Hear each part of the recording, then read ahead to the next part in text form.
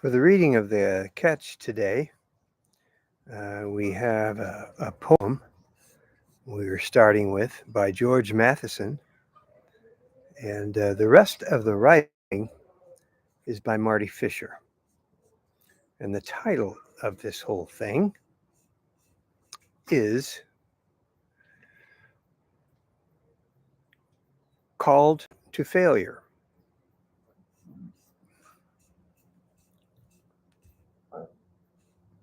I had a call to a mission signed in my heart and sealed, and I felt my success was certain, and the end seemed already revealed.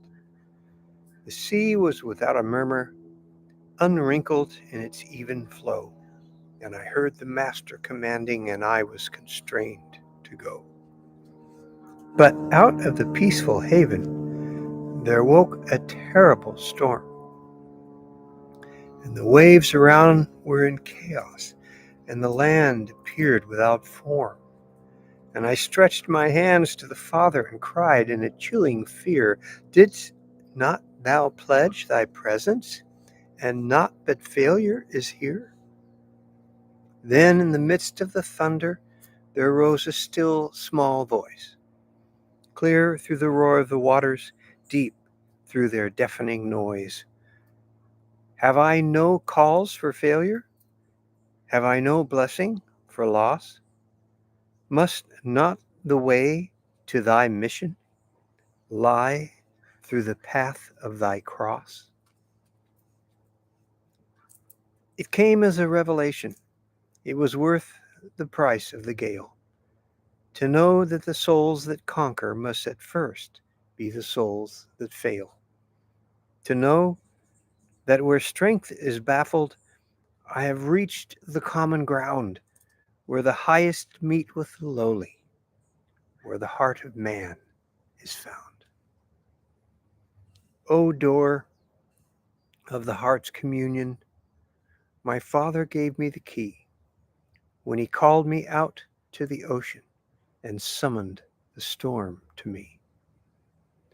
Were the wings, for the wings of the storm that smote me were the wings of humanity's breast, as it moved on the face of the waters and sighed for an ark of rest. Years have gone by since that sadness, and many an hour has come when the storm in the ships of others has signaled me out from home.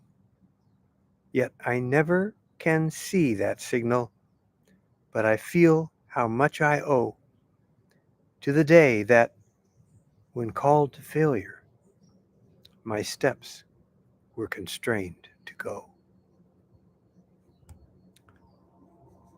George Matheson. History is unrepeatable, historians say, but it can be relived many times in one's memory. I like to savor my successes. My failures I'd rather forget. I'm gradually wondering, however, how much I owe to the day that, when called to failure, my steps were constrained to go. Blunders, mistakes, and missed opportunities could then be a means of grace and great blessing if I accept them as part of my call. Souls that conquer must at first be the souls that fail. I wish there was another way.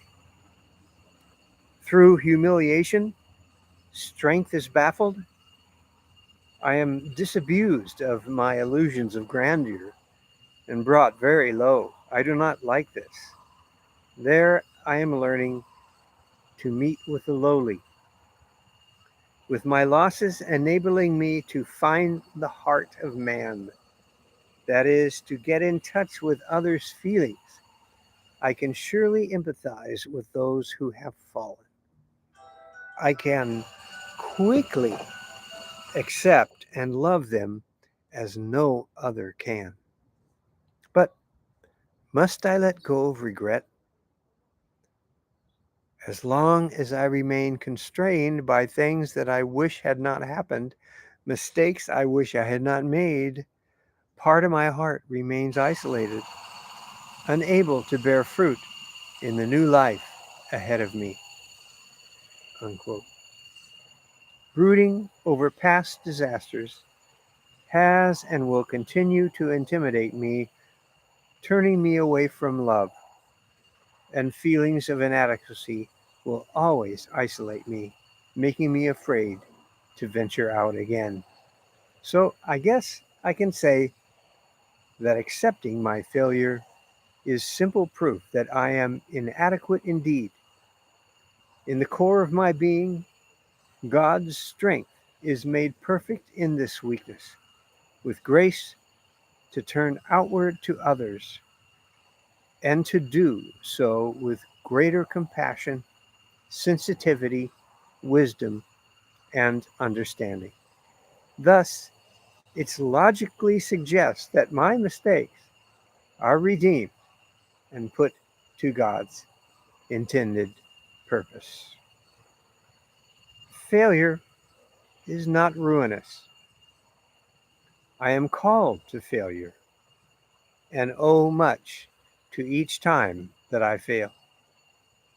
The lessons that we learn there, quote, are worth the price of the gale, close quote. This is John Fisher for the catch of the day, Grace Turned Outward.